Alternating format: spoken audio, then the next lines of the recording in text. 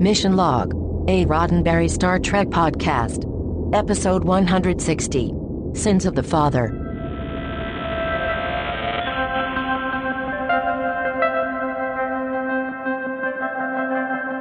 Welcome to Mission Log, a Roddenberry Star Trek podcast. I am John, son of Richard. And I am Ken, son of Charlie. Sounds better in Klingon. Each week on Mission Log, we do the honorable thing. Watch an episode of Star Trek, then pull it apart like a raw bird for messages, morals, and meanings. Then we smear caviar on it and call it a show. This week, Sins of the Father. Fathers, by the way, not in this episode. They are in absentia. Ain't life funny? In a moment. I'm done with that. In a moment. John's going to do his trivia thing. Before he does, though, I'm going to tell you how to get in touch with us. Mission Log Pod is the address to find us on Facebook, Skype, and Twitter. And if you'd like to leave us a voicemail, you can do that. Our phone number is 323-522-5641. Is it silly to call it a phone number? Our communicator transponder number, 323-522-5641. Our email address is missionlog@roddenberry.com. Our show website, including discovered documents and a place to leave comments, is missionlogpodcast.com. And please do remember, we may use your comments on an upcoming episode of Mission Log. And now, in the finest Klingon tradition, trivia. Klingons love trivia. Klingons are crazy for trivia. Man, quiz night on a Klingon ship is nuts. It lasts about 12 hours. Watch out. And you think you speak Klingon. These guys. Today's episode, Ken, was directed by Les Landau, who we have met before, and it was written by a guy we have not met before, Drew Deegan. Now, he gets the credit for the original story based on his spec script. Yes, another spec script written and submitted through that open door policy. His script about Worf's father, Mogh. Now, his name actually appears in the episode as the captain of the Intrepid if you were to freeze frame on Data's computer. When they're looking up information about the Intrepid, you would see Captain Drew Deegan. You also have Beth Woods contributing here. Now, she wrote Contagion that we talked about back in season 2, and she had submitted her script for a story in which Worf's brother pays a visit to the Enterprise. Michael Piller, in his infinite wisdom, saw fit to combine the two ideas. And what did he do? He handed that idea off to Ronald D. Moore. So he did the polish. He's the one who brought these together at Michael Piller's direction.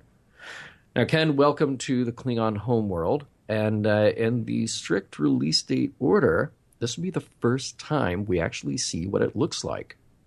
Star Trek VI had not yet come out when this episode aired. The design work on this show got an Emmy Award. There was some great reuse of set pieces here, some from the space station in A Matter of Perspective, and of course those giant Jeffries tubes that we saw in The Hunted.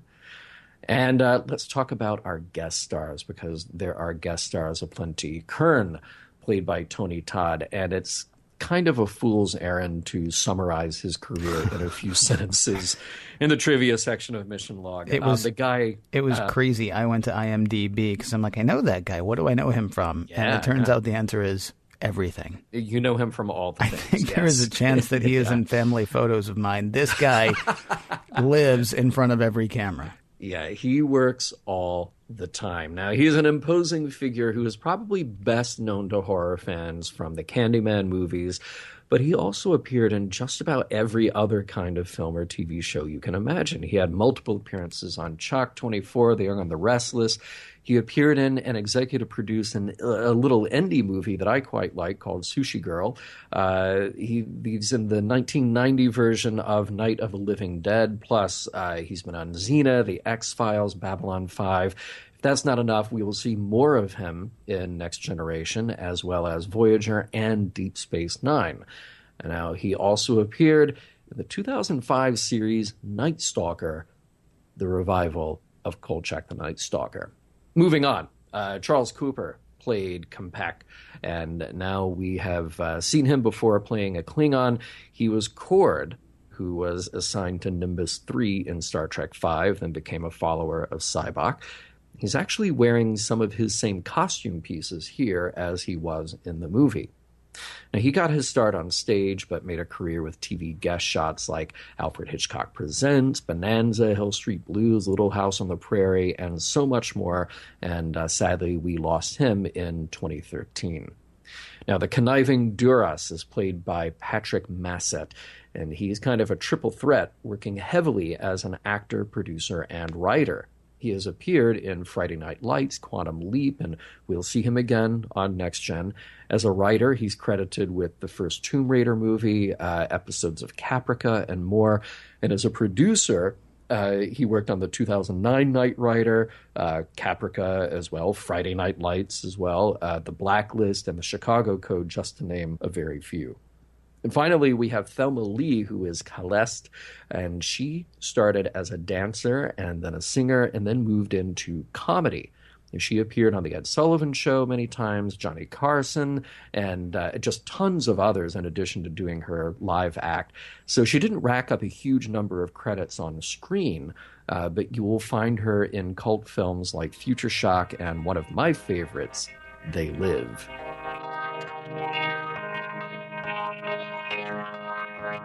Dekan Lut Chapo. Yemvav. Sorry. My Klingon accent is terrible.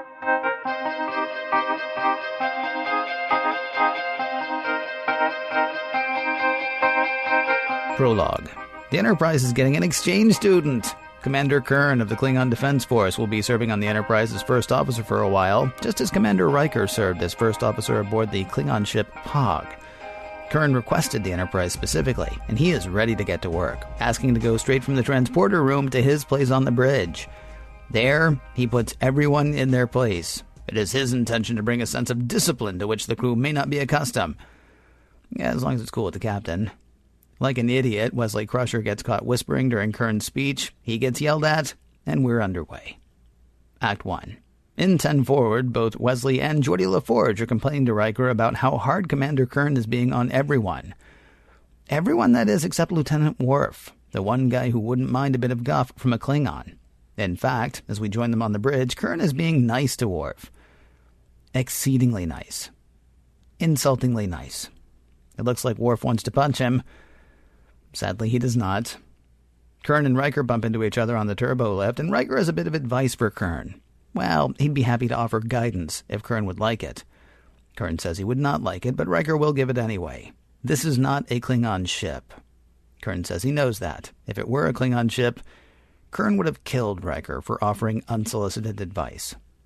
Dinner is for senior staff, including Riker, Troy, LaForge, Dr. Crusher, Captain Picard, Lieutenant Worf, and, of course, Commander Kurn. It features the usual cross-cultural comedy that occurs when Klingons and humans sit down to eat. You cook your food? Ooh, but I'll try it. Hey, funny story, I nearly killed Commander Riker in the turbo lift, and I seriously cannot eat this food. Oh, I'm sure it's well prepared, but it is much too bland for the stomach of a Klingon. Apparently missing that was a dig at Worf, Geordi says, Worf likes it.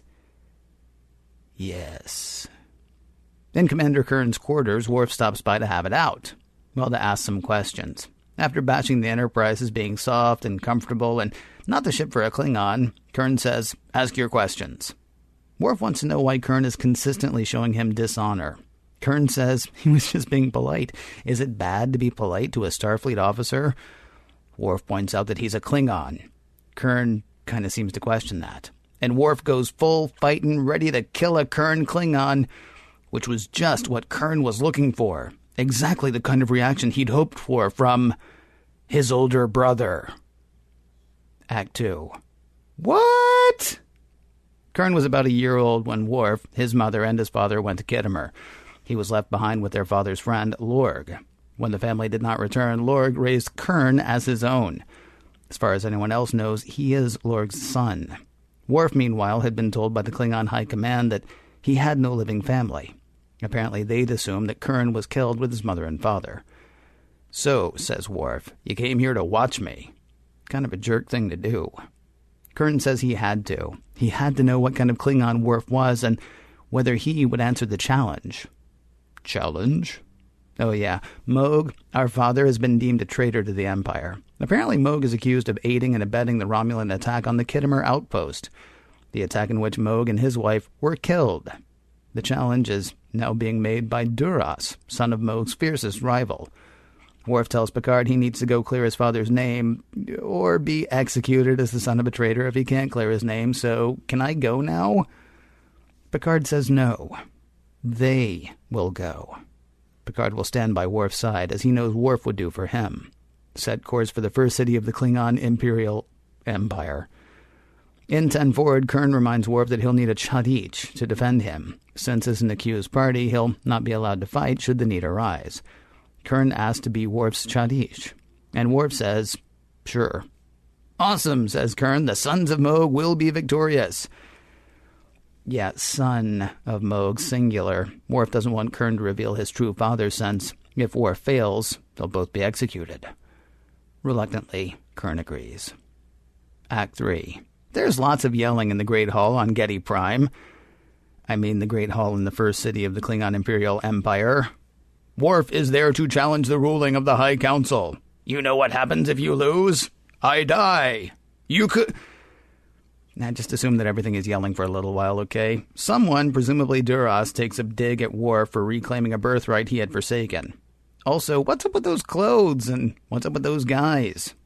Worf says he did not forsake his birthright. As for those guys, they are Riker and Picard. Picard says he asked to be there. Worf has been a rock-solid member of his crew, and it is his hope that this council, in its wisdom, will clear his family name and return him to duty. And that impresses Kempak, the Klingon overseeing the proceedings. Speaking of which, get on with it. Duras says Mogh is accused of having transmitted the Khitomer outpost security codes to the Romulan patrol ships, allowing the Romulans to destroy the outpost, leading to the deaths of thousands, including the father of Duras. Duras calls Worf's father a traitor. He calls Worf a traitor. He smacks him. He strips the Klingon emblems from Worf's chest, and they break for lunch. They'll hear Worf's evidence later. Back aboard the Enterprise, Picard tells Data to find out everything he can about the attack on the Khitomer outpost. Also, see if Klingons will give us access to all of their information. Riker and Dr. Crusher will eventually join in the fact-finding as well. And computer, teach me about law and familial accountability among Klingons. The game is afoot. Back in the first city, Kempak wants a word with Worf. Why did you bring the challenge? Sure, you're a Klingon, but you're Federation. This would not have affected you at all. But my father, says Worf, is dead, says Kempak. We need to forget the past, let go of it, and protect what we have right now. This is way not Klingon, and neither is this. Kempak says if Worf leaves before the Mekba, that's the part where Worf presents his evidence, if he just gets out of here, Kempak can make this whole thing go away. Not surprisingly, that's a non-starter for Worf. Meanwhile, Kurn has been drawn to a different part of the city. Here he meets Duras, who tells Kurn that he knows that he is Mogh's son. Walk away from Worf, and we'll let you live. Kurn says he will not walk away from his brother, and is attacked, stabbed, left for dead.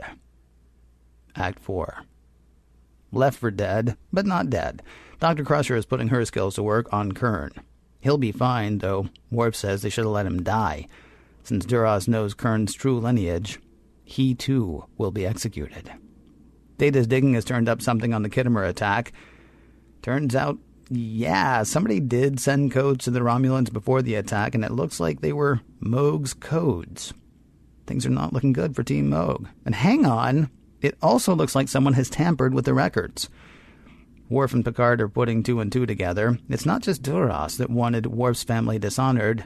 It's the Klingon High Council as well. The why will have to wait, though. Worf needs a new Chadich, and he asks Captain Picard. Picard argues that Worf should go for someone younger and stronger, but Worf says there is no one he would rather have by his side. Picard accepts, and the two head back down to the council chamber. Worf announces that his challenge will continue. No deception nor traps set for his Chadich by the coward Duras will stop him. The digging on the Enterprise has produced more useful information. Worf was not the only survivor of the Khitomer attack. A Klingon woman, Kahlest, not to be confused with Kahless, was found with Worf, though the two were separated in the aftermath. Turns out she was his nurse. Worf thought she was dead, but no! She actually lives in the old quarter of the first city. She may have information that could be helpful. Picard sets off to find her as we head to break. Act 5. Picard finds Kahlest. Recognizing Picard as Chadish, she's not overjoyed at the prospect of helping. She says she died on Khitomer. Metaphorically speaking, obviously. She does offer information, though. According to her, Mogh went to Khitomer because he suspected someone else of conspiring with the Romulans and followed them to Khitomer. She doesn't know who that someone was, though. Now please, go. I'm dead. Outside of Kahless Place, Picard is nearly dead as well. Literally. He's attacked, and it is only the intervention of a knife-wielding Kahless that keeps him alive. Impressed by Picard's bravery in fighting the attackers, Kahless agrees to go back to the Council with Picard. She won't even have to say anything. Just seeing her and knowing that she might know something may shake out the truth. Kahless thinks it might work.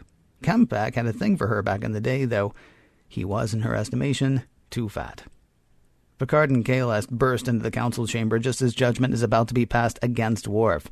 Picard says he has an eyewitness to the events on Khitomer, and she's got a story to tell. Kempak will see Duras, Worf, Picard, and Kahless in his chambers, where the whole story falls apart. Or comes together, depending on which side you're on. It was Duras' father, not Worf's, who betrayed the Empire and sent the codes to the Romulans. There's just one thing. Duras' family is pretty powerful.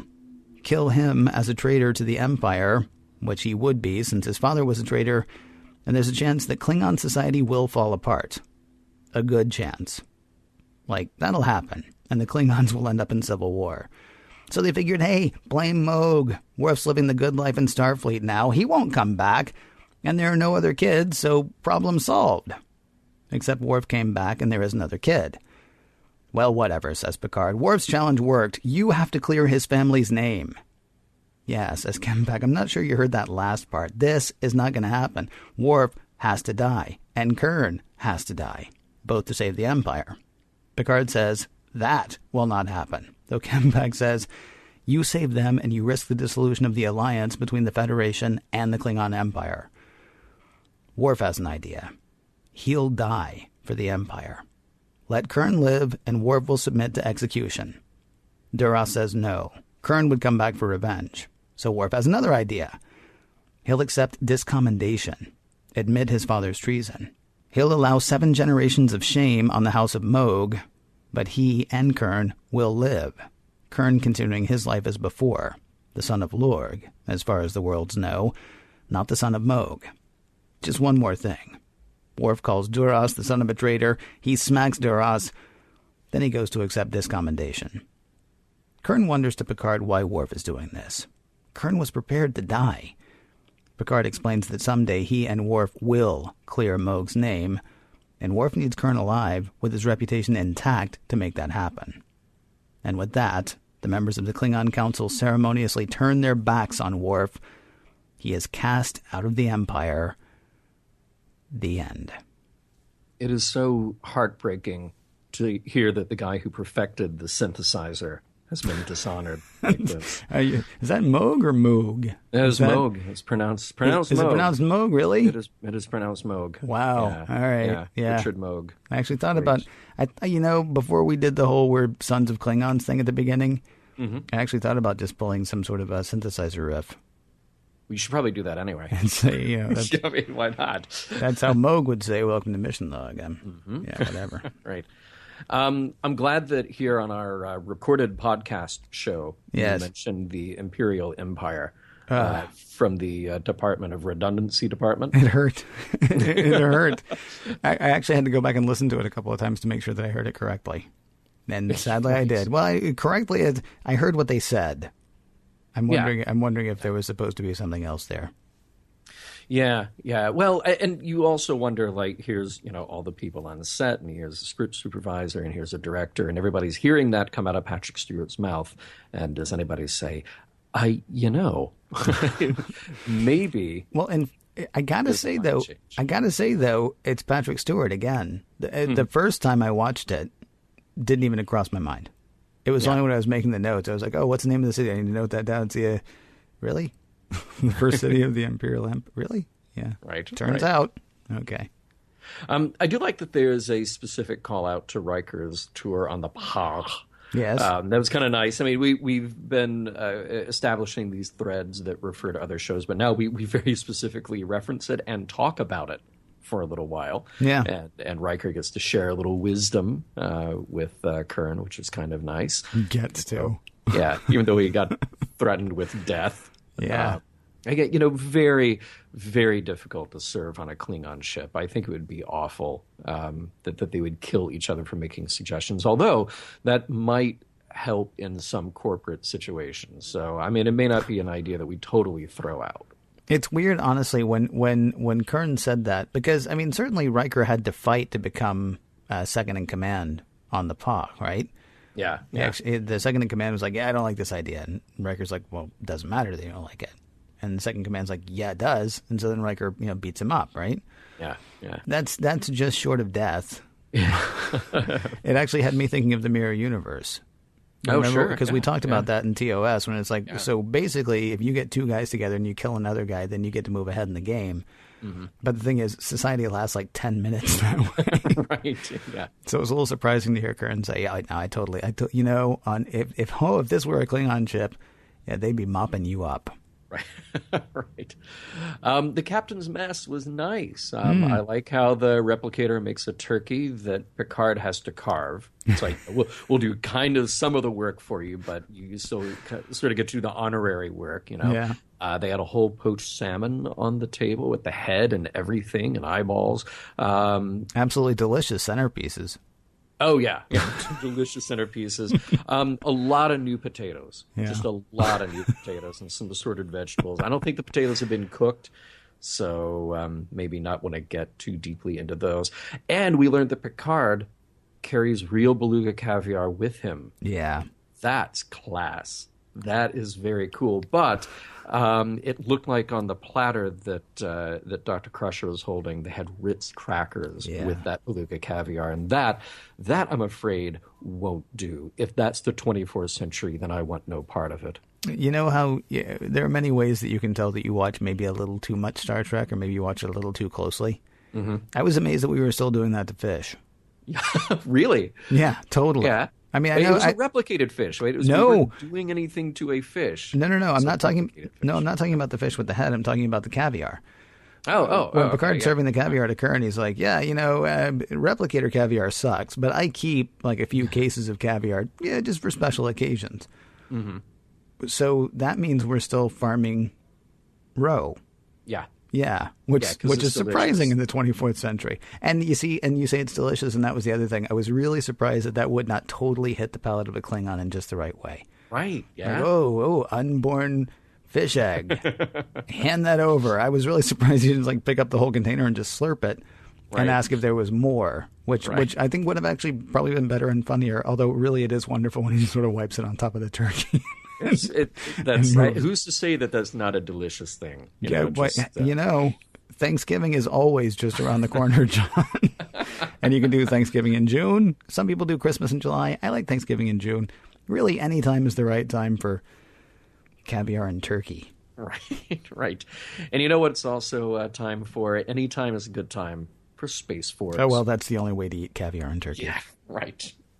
We got them. We got Space Books in this episode. A couple of unfortunate insults here. You mentioned it in your recap that Geordi just blurts out, "Oh, seems to agree with Worf. That's bland food."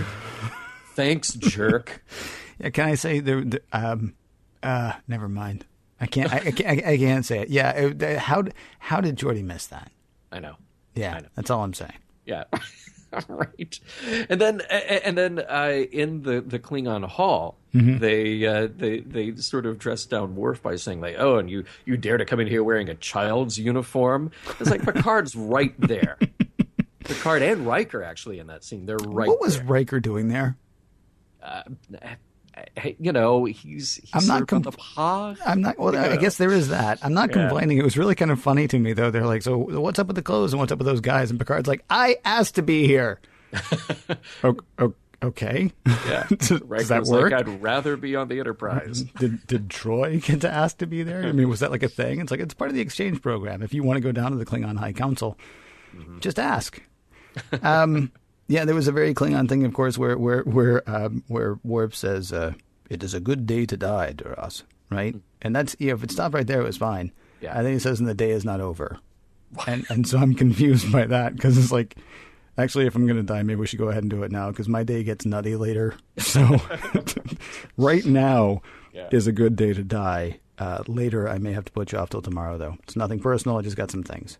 I like that. We also learned that Klingons use paper to pass notes. Yep. Well, that was super cool. Could have been the skin of something, but yeah. Oh, sure. They're still sort of writing out a little note. Yeah. You write it down. Like, they got pads everywhere. They probably have an iPhone in every pocket somewhere under all that armor. But no. But it was like, oh wait, is that me buzzing or you? No. Right. This is potentially incriminating. I'd better actually write it down on something and hand it to somebody. I don't want to just whisper it to him. Exactly.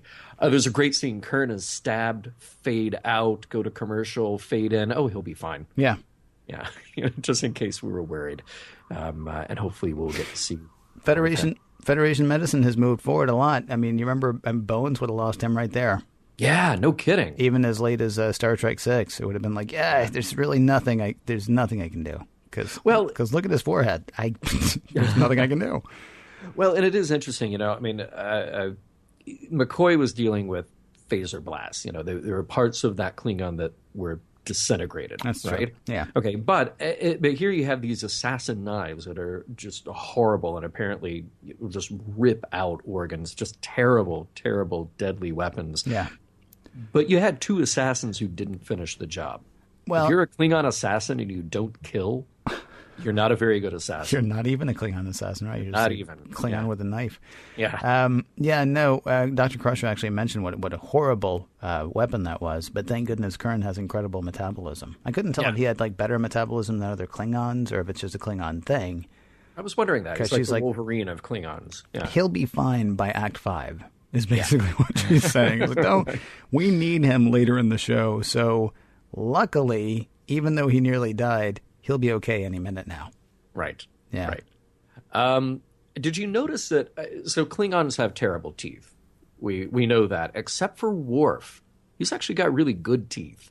And the reason of that, he kind of stopped wearing the ugly Klingon teeth early in the run because they made dialogue difficult. So they would. If you're going to have a close-up on them, you get the bad teeth. Yeah. But then if you don't have a close-up, they get rid of it. But maybe it's just because it's in HD now, you can really tell. But it's much more obvious when other Klingons are around. So there's Tony Todd. Kurn just got the nasty, and he's kind of like snarling when he talks, right? And Worf looks like he's been to a very good dentist throughout most of the episode.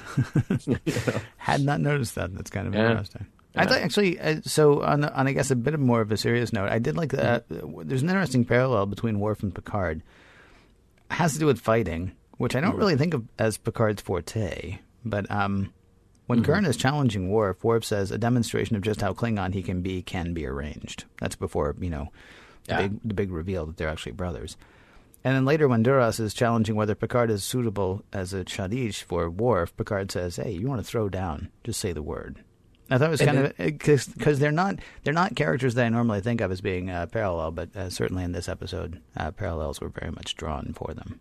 Right. And they throw him the knife, and you're like, okay, is he going to get a chance to use it? It's like if you introduce that plot element, we better use it at some point. Although in the episode's a less formal fight than maybe they were indicating what happened. But remember, we do know that Picard has done some rash, dangerous, and violent things in his past, as he revealed to Wesley and swore Wesley to secrecy. How else did he get their artificial heart?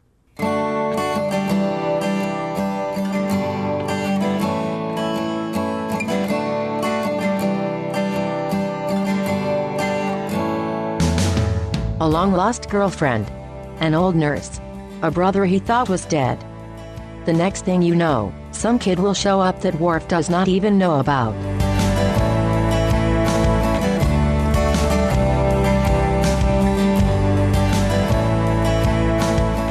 I was thinking about when Star Trek The Next Generation premiered, and it was a really big deal that there was a Klingon on the bridge. And that was by design. because it drove home this message that in the future we make friends of our enemies and we're better for it.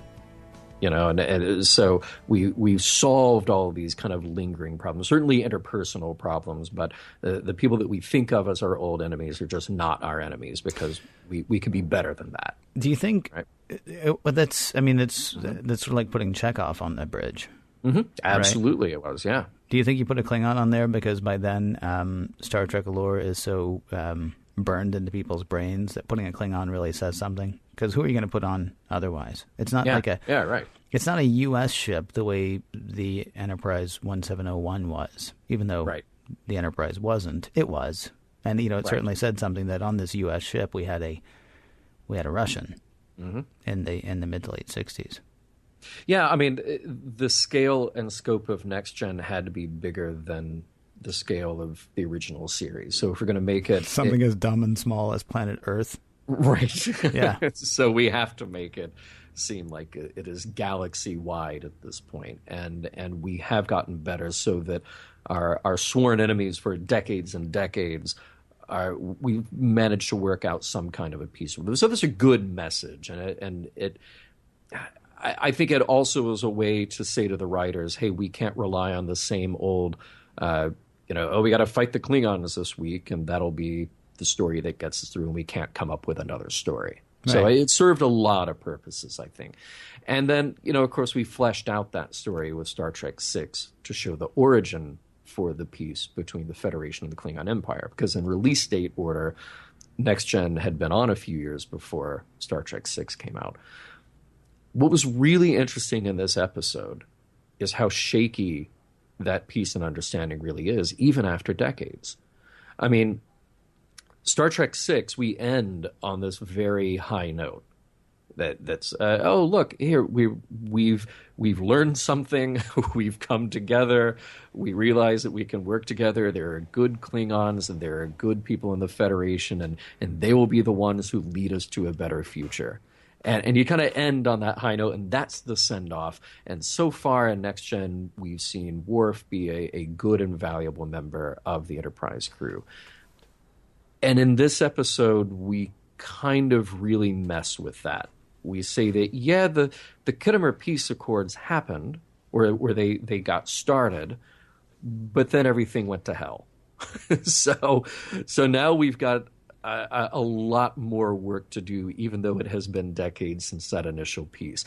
Worf is still the only Klingon in Starfleet as far as we know. And he is met with such incredible resentment and ridicule. At every turn, we've already seen it in 2 other episodes at length, where Klingons encounter Worf and you're not a real Klingon. And now we see it again here. I was trying to think of a contemporary parallel. Where would you even go with that? And all I could think of is, well, we were once in a Cold War with the Soviet Union, and things today may still be a little tense between the U.S. and Russia, but imagine if people from both countries serving together aboard the ISS found themselves in the other's home country. Would a cosmonaut showing up in the U.S. just be outright ridiculed for serving with a U.S. astronaut?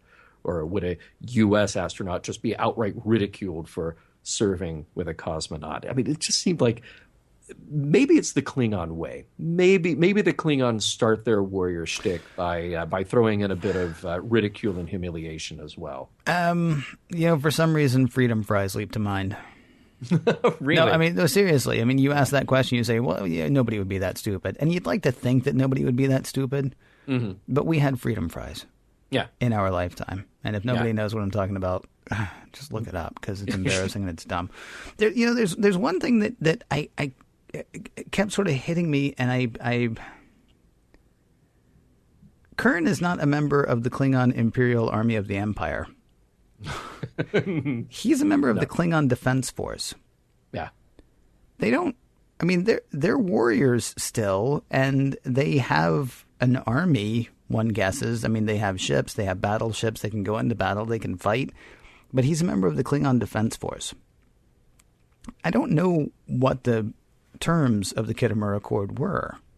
Mm-hmm. But, I mean, it seems like, I mean, you certainly wouldn't go so far as to say that they've neutered the Klingons, but they are not the warrior culture that they were. I mean, they still are, but they're not really, right? He can't say, I am a commander in the greatest battle army the galaxies have ever known. He's like, I'm the guy who helps defend the Klingons. Mm-hmm. And that's a very different posture. That's not an aggressive posture. That's a defensive posture. And that's kind of a different sort of thing.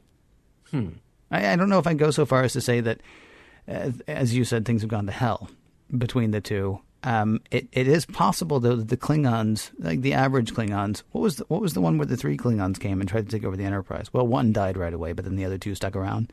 Right. They were trying to start a race war, basically. Or they were trying to start I can't remember the name of the episode.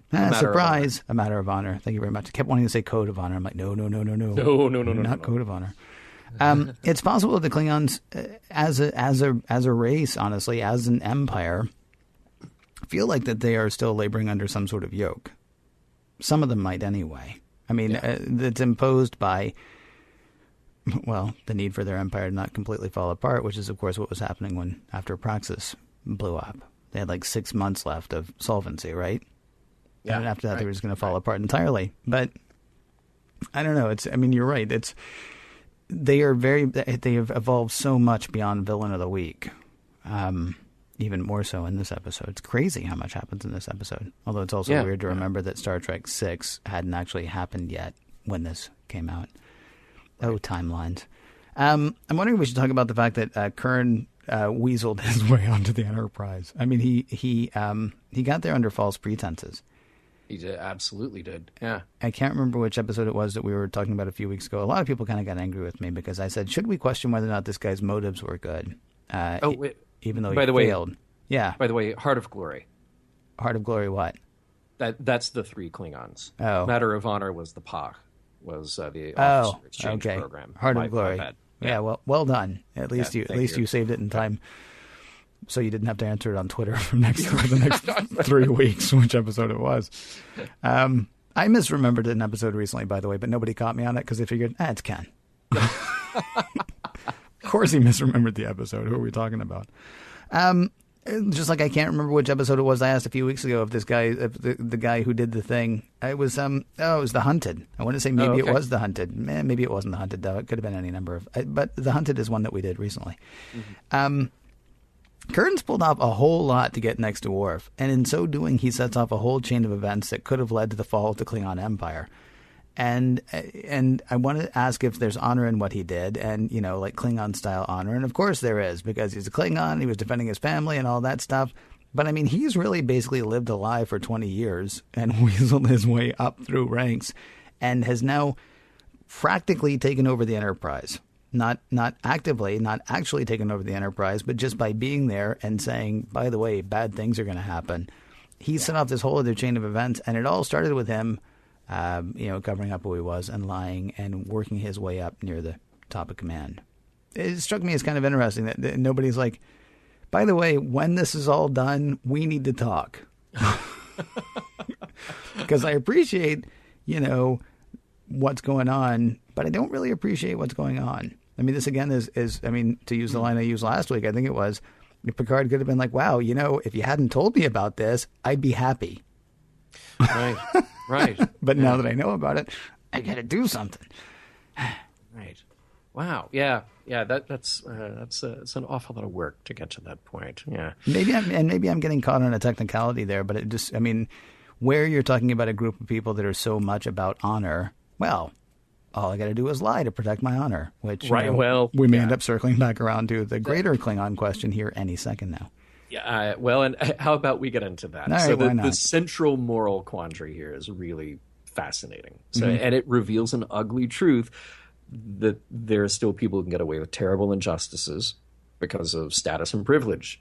And we have that today. So definitely some contemporary parallels we could draw there. Picard may state outrage that there is something other than truth getting in the way here, but we all have to ask ourselves if the Klingon Empire is acting for the greater good. Did they make the moral decision by doing an immoral thing? And Worf's decision is one of personal strength that is clearly admirable, but it's also the kind of story that I really respond to. I mean, it's a moment in which personal moral guidance overtakes adherence to tradition or authority because it is objectively right rather than a prescribed outcome. I mean, I think that's what's so cool here. And I guess we have to ask ourselves here, who is responsible in a family, a culture, for someone else's crime? And can you be responsible without actually being guilty? And at the end of that process, what does that accomplish if both the victim and the perpetrator are dead?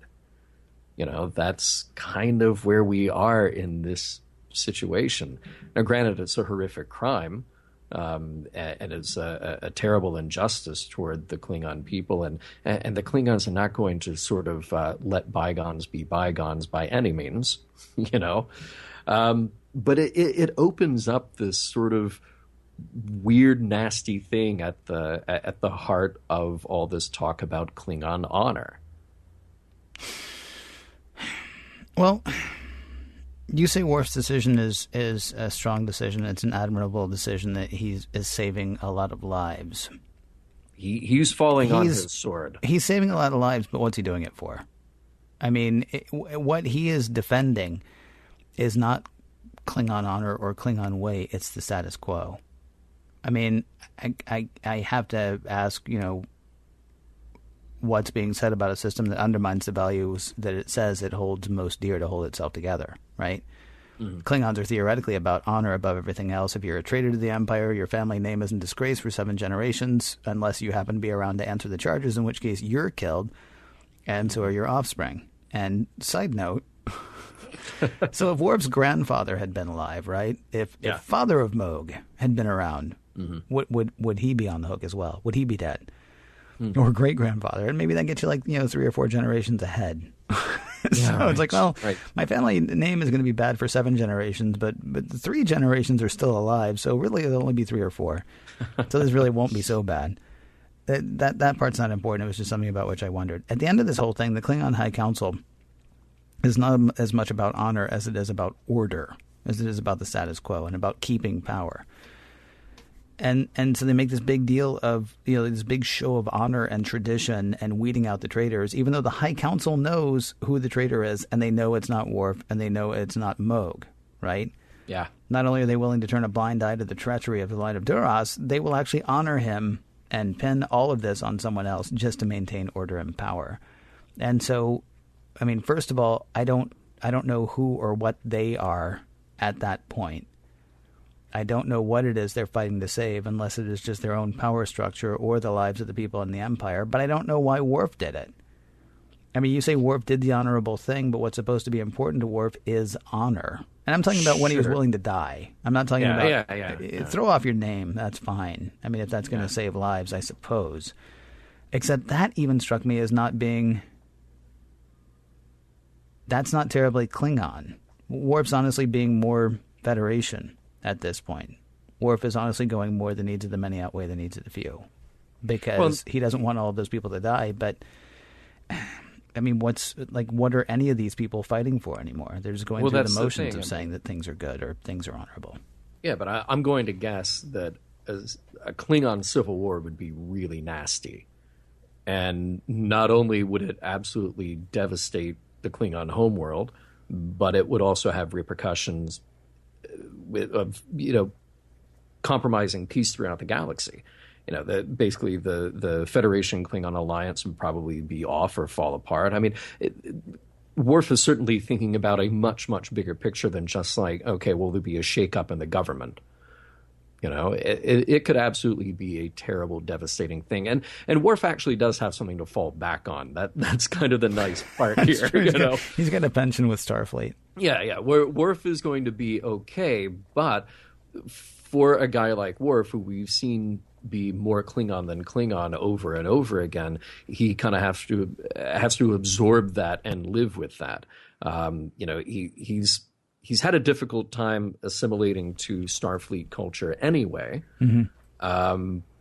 How much more difficult does that get when he can't fall back on certain Klingon traditions or ideals, because he's essentially turned his back and had his back turned by everybody else who was Klingon. It's a really tough situation, but he's a guy who looks at it and says, all right, well, I at least respect the ideal of being Klingon enough to not want a bunch of other Klingons to be at each other's throats for years, decades, centuries to come, because this would be such a horrible upheaval of their system.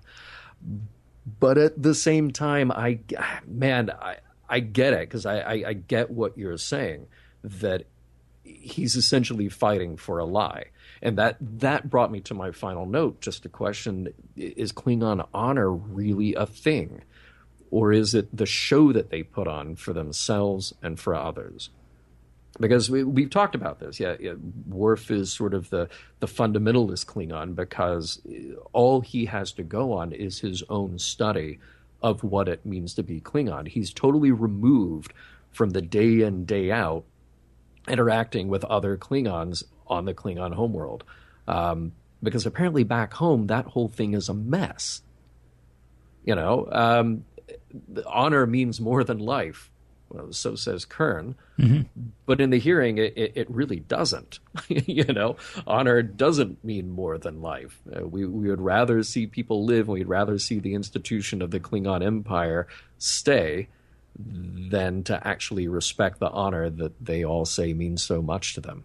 It's a really tricky thing, because then you sort of backtrack and you look at everything else that we have learned about Klingon honor and said, wow, is this really just words on a page?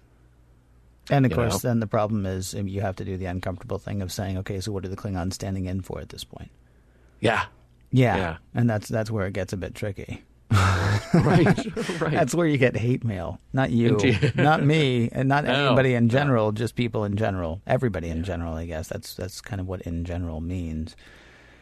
Yeah, I don't know. I don't want to go there. We had freedom fries. It's so Omega Glory. It's all of those things again, right? Yeah. It's the end of, and I know we're not supposed to talk about this because it's many, many, many years before we'll be talking about this, but it's the end of Star Trek Into Darkness. It's saying, hey, look, you say that you're this thing, be that thing, right? Yeah. And that's the thing that's kind of weird about this episode. Worf stands there and says, you say you're this thing, so I'm going to go ahead and let you do that because I don't want people to die. And I understand, but it's not really people dying. It's people on a page, right? And so it's kind of weird to me. Granted, you don't want to take Star Trek The Next Generation into suddenly it's the Klingon Civil War story. Right, but at the same time, it was weird to have the most Klingon of all the Klingons. Not since the first Klingon. That was the first Vulcan. Not K-Lest has there been a Klingon so Klingon as Worf. And yet, I don't know. Honestly, I thought his move was maybe more Federation than Klingon.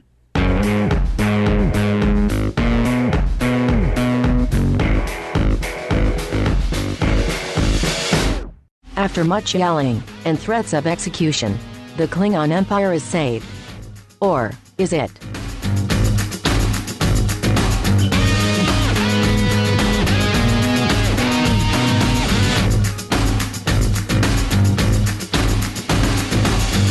You know who needs more voice work?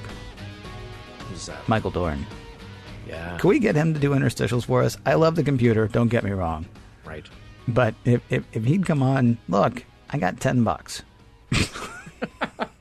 Think we get like 4 episodes out of him for $10. I'll write cute little things for him to say in the middle. And he doesn't have to say anything cute even. He doesn't even have to say anything.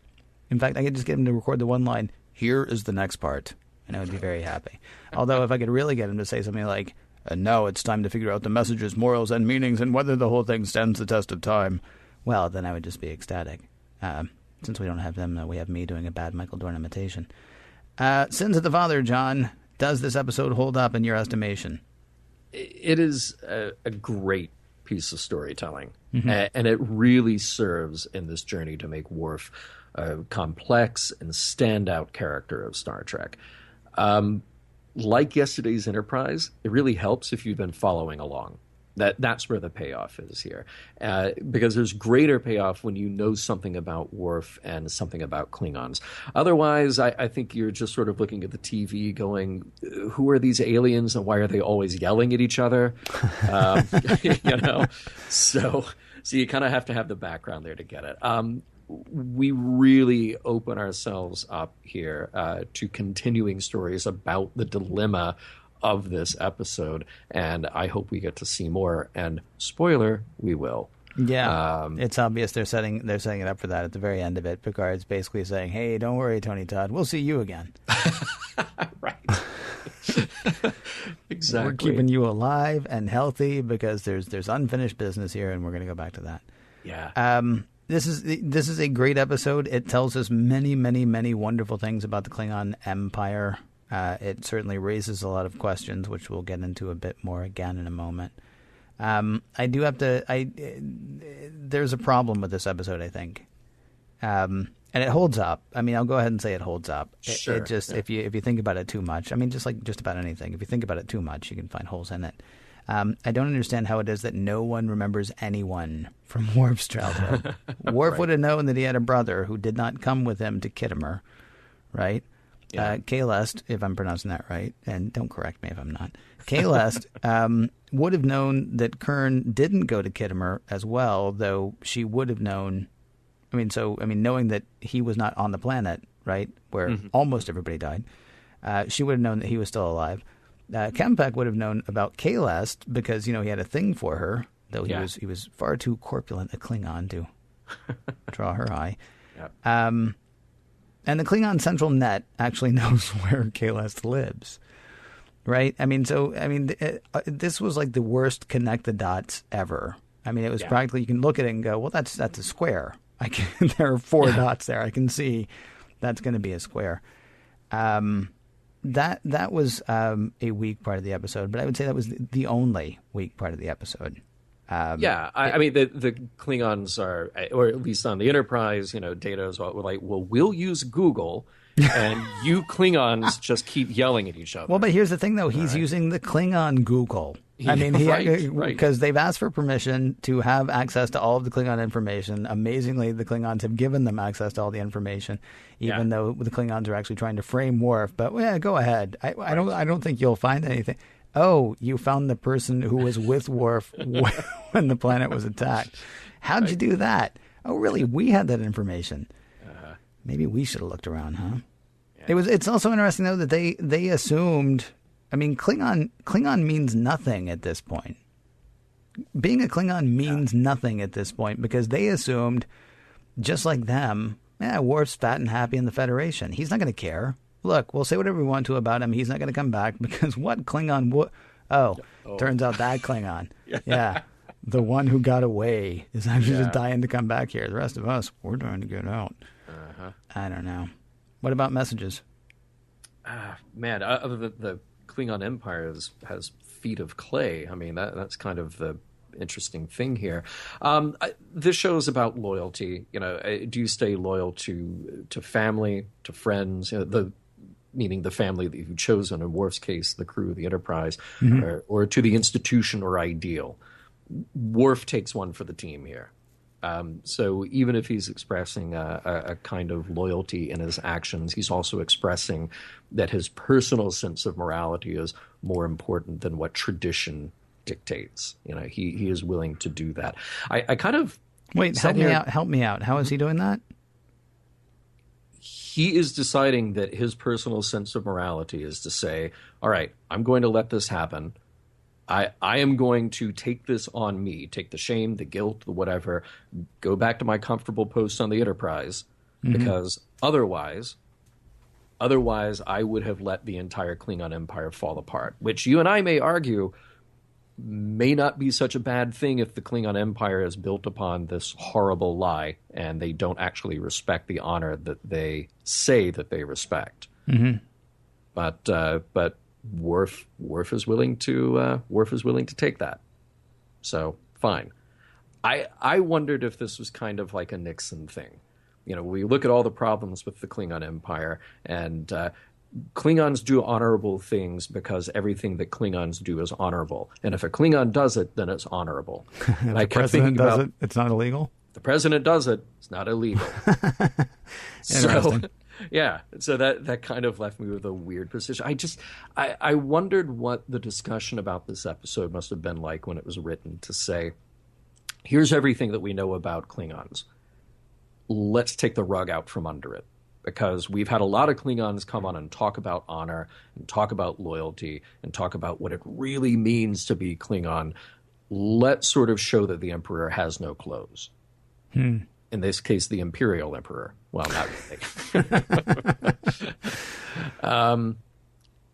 So it makes me anxious to see what more we'll get of that. I know that we will follow the story of Kurn and Worf and Mogh. We'll get more of that, but I want to see more of what this reveals about what we're actually saying about this institution that is the Klingon way of life, the Klingon government.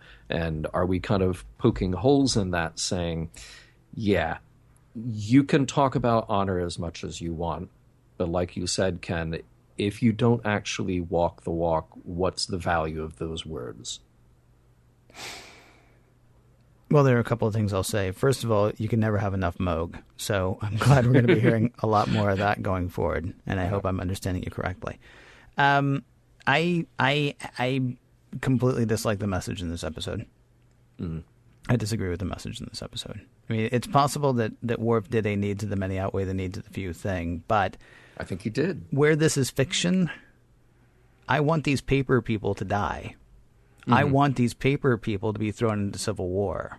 I want these paper people to have bad things happen, because then real people can look at it and go, man, maybe we should think. You know what I'm saying?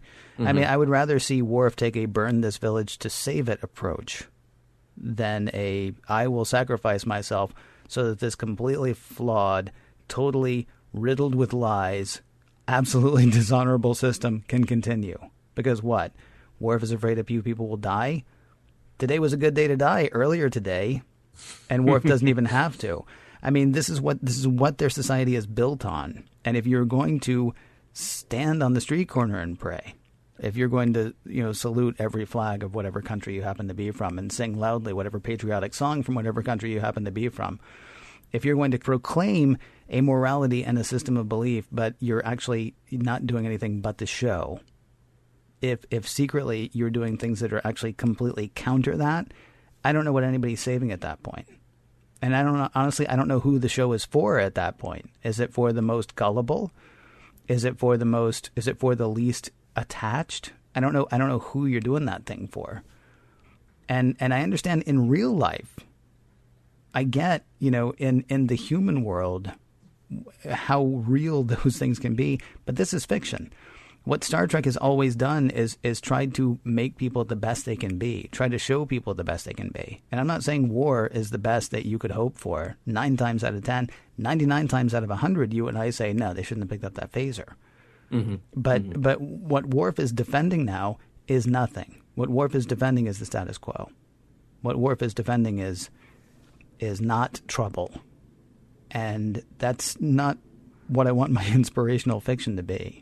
And that's what Star Trek is supposed to be. It's supposed to be something that inspires us, right? It's supposed to be something that calls us to a higher ideal. And I don't think "shut up and take it" is the higher ideal that Star Trek was built on. No, but I think we have to ask us in the context of the story. Okay, those 4,000 Klingons who died at Khitomer ages ago, right? They're gone. They're not coming back. There is some sense of order, some sense of working government at the highest levels of the Klingon Empire. And you have one family who was one person within one family who is responsible for that. But they're highly placed and they have power and whatever, So if that were to be revealed, does it undo so much for so many more people who are good, who are living the Klingon way of life, who aren't liars, cheaters, exploiters of that system.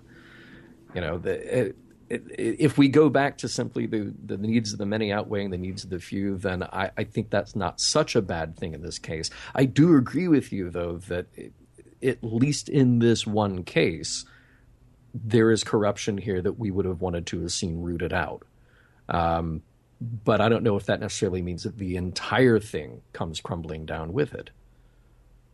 If the whole thing is so tenuous that just finding out that the line of Duras is corrupt could lead to the dissolution of the Empire, you are dealing with a people at this point that are held together by baling wire and chewing gum. I mean, that's it. You got nothing holding your empire together at that point. The morals, I mean, the thing that it's built on no longer exists. And so what are you fighting to protect? Because here's the thing. I mean, you say, well, this is one family, but maybe everybody else is good. Well, the poorest of the poor, let's say Kalest, or let's say Kalest's next door neighbor is thought to be a traitor. That person's dead within 24 hours. Yeah. I mean, this is not a fair and just system. Yes, there may be people persevering and working hard and trying to be the best Klingons they can be, but it's a system of lies. It's a system of lies, and it's a system built on lies, and what they're serving, who knows what they're serving at that point.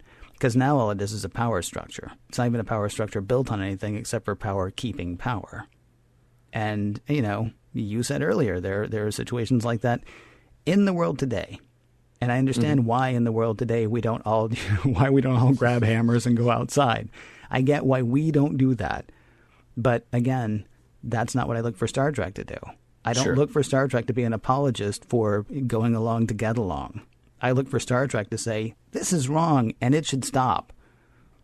And if you can't even in a fictitious setting have the, whatever the Klingon word is for something I shouldn't say, if you can't have that in even a fictitious setting, then it goes back to stuff that I've talked about before when we've approached utopia. If we can't even say that, in the Star Trek setting, I don't know what shot we have in real life. You know what? I'll go with that.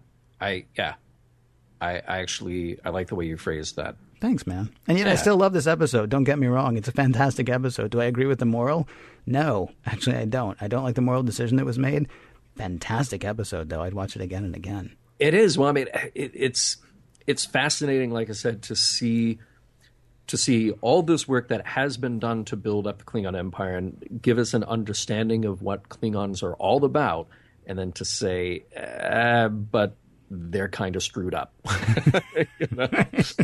It's a sham. Oh, yeah. Oh well. Yeah.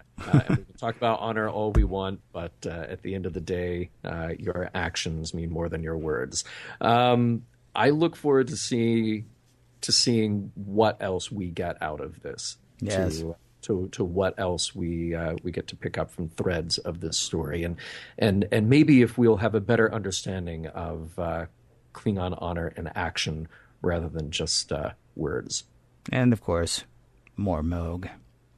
Hey, I do want to let people know that Mission Log is produced by Roddenberry Entertainment, executive producer Rod Roddenberry. You can find out more at roddenberry.com. And did I mention Roddenberry? For more exciting Star Trek podcasts, check out Trek FM, that is trek.fm. And for the latest in Star Trek news and discussion, be sure to visit trekmovie.com. Next week, the Legions.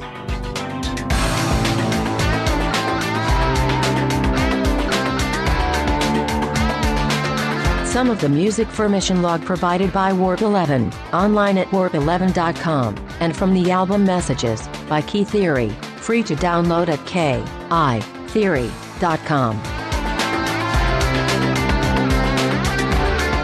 When visiting the first city of the Imperial Empire, make your first stop the first city of the Imperial Empire, Emporium. For Klingons short and tall, big and small, the first city of the Imperial Empire, Emporium, has it all. End transmission.